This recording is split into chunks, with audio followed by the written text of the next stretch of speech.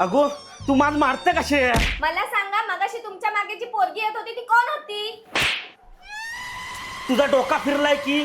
तू खायच्या पोरीबद्दल बोलतस? मला माहितीये सर्व, तुमची बाहेर ना लफडी चालू आहेत म्हणून ती पोरगी तुमच्या मागे मागे येत होती. मी काय अल्लू अर्जुन हो की विजय देवरकोंडा ज्या पोरी माझ्या मागणं फिरतील? मग मला सांगा, ती पोरगी तुमच्या मागे का फिरत होती? अगो ह्या सगळा ना ह्या पार्क अवेन्यू युफोरिया परफ्यूम मुळे झाला असल. त्या पोरीचा आणि या परफ्यूमचा काय संबंध? अगो ह्याचं वास आहे ना 8 ते 10 तास काही गेलोच नाही, कारण ह्याच्यात ना बेंझॉन रेसिन आहे आणि ह्याच्यात सिडारवूड पण आहे, जा प्रॉपर मॅनली फ्रेग्रन्स देता. त्याच्यामुळे कदाचित ती पोरगी ना माझ्या माग आकर्षित झाली असेल. ओ काय पण थापा मारत बसू नका.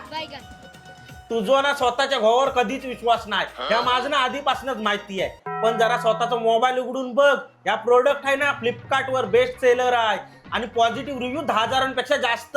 पण एवढा महाग परफ्यूम घ्यायची काय गरज होती? अगो बाय माझे महाग नाही आहे, आता रक्षाबंधनच्या सेलवर ना अर्ध्या किमतीत भेटताय. अच्छा, म्हणजे आता मी हा परफ्यूम तुमच्या मेवण्याला देणार रक्षाबंधनचं गिफ्ट म्हणून. अरे यो परफ्यूम ना फक्त माझं आहे, आणि तुझ्या भावा जर पाहिजे असेल ना तर ह्या प्रोडक्ट मी स्क्रीनवर टॅग केला होता, तिथं क्लिक करून खरेदी करायला सांग. ग बसा, पण हीच बॉटल मी त्याला देणार आहे. मग मी काय लावू? तुम्हाला कशाला पाहिजे? पोरी मागून मागून फिरायला? हा? उद्यापासून ना फक्त पावडर लावायची आणि आंघोळ पण नाही केलं ना तरी चालेल. आज फक्त कानाखालीच मारल्या, उद्यापासून कमरेतच लाच झाली. This is the end.